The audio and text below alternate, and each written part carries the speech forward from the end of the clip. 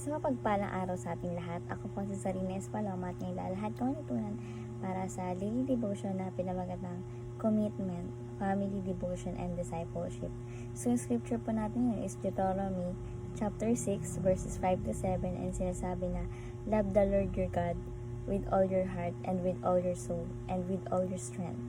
These commandments that I gave you today are to be on your hearts. Impress them on your children, talk about them when you sit at home, and when you walk along the road, when you lie down and when you get up. Sa Tagalog, ibigin mo si Yahweh na iyong Diyos ng buong puso, buong kaluluwa at buong lakas. Ang mga utos niya itanim ninyo sa inyong puso. Ituro ninyo sa inyong mga anak, pag-aralan niyo ito at sa inyong tahanan, sa inyong paglalakbay, sa inyong pagtulog sa gabi at sa inyong pagbangon sa umaga. So, yung katuruan po natin yun is number 1, loving God is central to the family.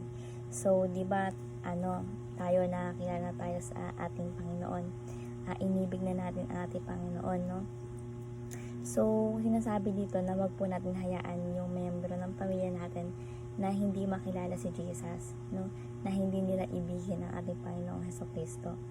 Kasi kapag umibig tayo sa ating Panginoong Diyos, lahat ng aspeto natin sa buhay is maayos, may tatama, no? Nasa tamang direksyon. Then, magkakaroon ng kaayusan yung ating buhay.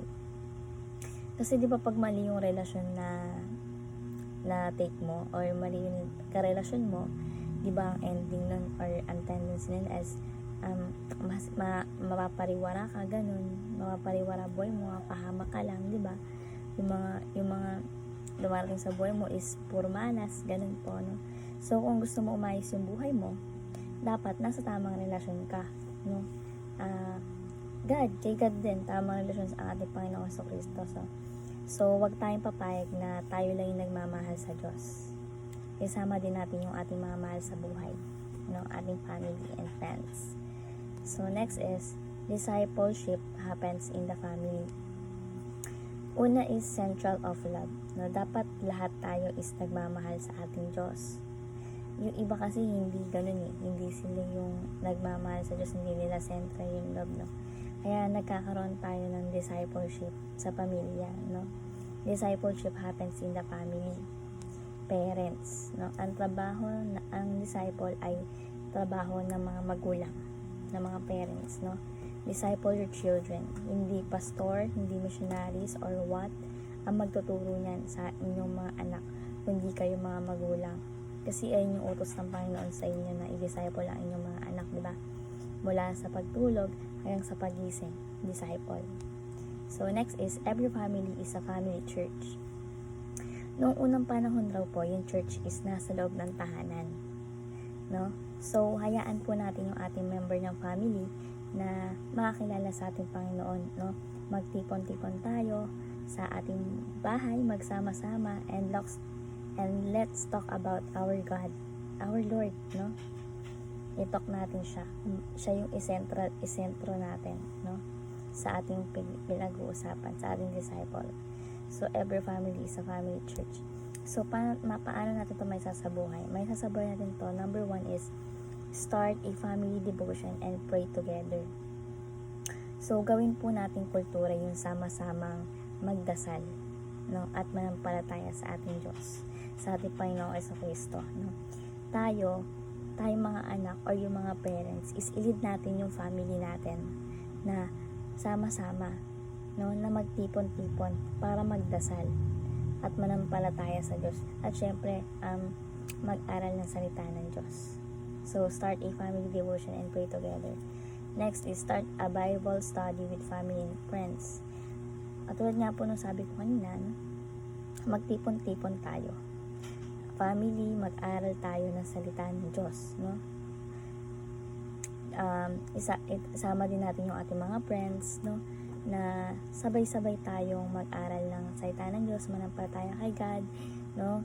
Pag-usapan kung gaano kabuti si God sa atin, kung paano niya tayo inibig, no? Kung paano siya namatay sa kusang kabalyo, kung paano niya niligtas ang buong mundo, no? At sa manibutan. So, start a Bible study with family and friends.